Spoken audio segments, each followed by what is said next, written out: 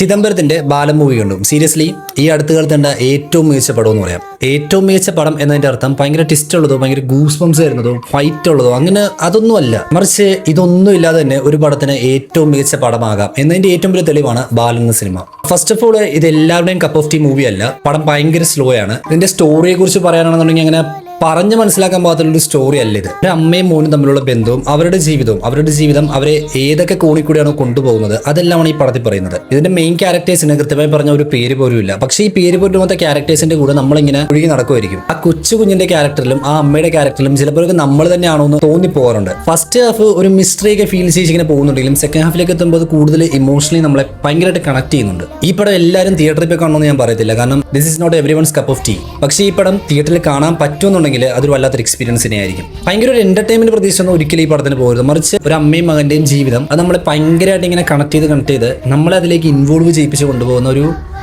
എന്താ പറയണ്ട, ഞാൻ ആദ്യം പറഞ്ഞ പോലെ തന്നെ ഈ അടുത്ത് കണ്ടതിൽ എന്നെ ഭയങ്കരമായിട്ട് തൃപ്തിപ്പെടുത്തിയൊരു പടം, അത്രയും സാറ്റിസ്ഫാക്ഷൻ തന്നൊരു സിനിമയാണിത്. ഈ വർഷത്തെ അവാർഡുകളെല്ലാം ഈ പടമാണ് തൂക്കാൻ പോകുന്ന കാര്യത്തിൽ ഒരു സംശയം ഉണ്ടാകത്തില്ല. പറ്റുന്നവരെല്ലാവരും പോയി കണ്ടു നോക്കുക. അല്ലാത്തവർ OTT-യിലാണെങ്കിലും ഈ പടം മിസ് ചെയ്യാൻ പാടില്ല.